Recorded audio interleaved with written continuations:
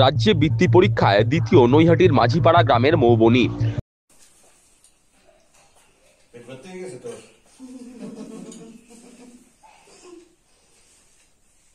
পশ্চিমবঙ্গ প্রাথমিক শিক্ষা উন্নয়ন পর্ষদের বৃত্তি পরীক্ষায় রাজ্যের মধ্যে দ্বিতীয় স্থান অধিকার করেছে নৈহাটি বিধানসভার অন্তর্গত মাঝিপাড়া পলাশী গ্রাম পঞ্চায়েতের মাঝিপাড়া গ্রামের বাসিন্দা মৌবনী ভট্টাচার্য।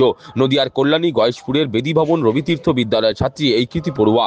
ওর বাবা মানস ভট্টাচার্য একটি বেসরকারি সংস্থার কর্মচারী। মেয়ের সাফল্যে বেজায় খুশি ভট্টাচার্য পরিবারের সকলেই। মৌবনীর মা মিতালি ভট্টাচার্য বলেন, মেয়ে চতুর্থ শ্রেণীতে উঠতেই বৃত্তি পরীক্ষার জন্য প্রস্তুতি নিয়েছিল।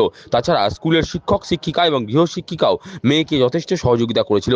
মিতালি দেবীর কথায়, আশা করেছিলাম মেয়ে ভালো ফল করবে, কিন্তু মেয়ে রাজ্যে দ্বিতীয় স্থান পাবে সেটা ভাবিনি।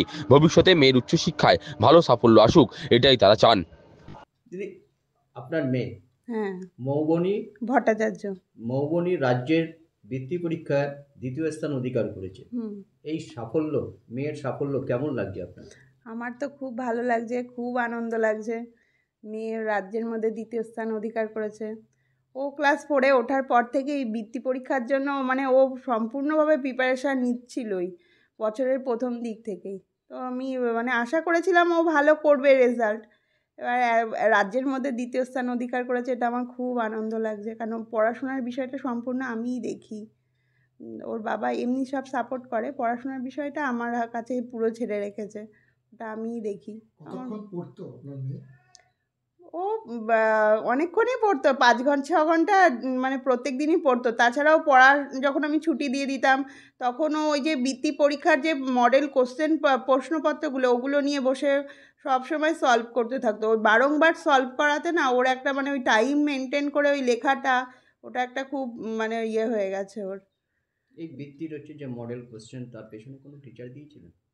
না, ও এমনি স্কুলের স্যার ম্যাডামরা যথেষ্টভাবে ওকে পড়িয়েছে, করেছে। আর ও বাইরে গোকুলপুরে এক জায়গায় প্রাইভেট পড়ে, ওখানে সব সাবজেক্ট এমনি আর কি পড়ান ম্যাডাম, ওখানেই পড়েছে। ওর স্কুলটা কোন? স্কুল বেদীভবন রবিতীর্থ বিদ্যালয়। ওই স্কুলের স্যার ম্যাডামরা ভীষণভাবে সাহায্য করেছেন। যখনই আমার দিক দিয়েও আমি কখনো হয়তো বুঝতে ভুল করেছি যে এটা এইভাবে না ওভাবে হবে, ম্যাডামদের কাছে গেছি, স্যারদের কাছে গেছি, স্যারেরা ম্যাডামরা সঙ্গে সঙ্গে বুঝিয়ে দিয়েছে, ওকে আলাদাভাবে বুঝিয়ে দিয়েছে, ভীষণভাবে ওকে হেল্প করেছে। স্কুলের স্যার ম্যাডামরা ভীষণ সাহায্য করে। মেয়ে তো আরও পথ এখন এগোতে হবে। হ্যাঁ, সেভাবে মেয়েকে কিভাবে গাইড করবেন? মেয়েকে স্কুলের স্যার ম্যাডামরা তো সবসময় পাশে আছে। তাছাড়া আমি যতটা পারবো গাইড সবসময় আছি ওর সাথে, গাইড করব আমি। এইভাবেই চাই যে ও আরও উচ্চশিক্ষার দিকে এগিয়ে যাক।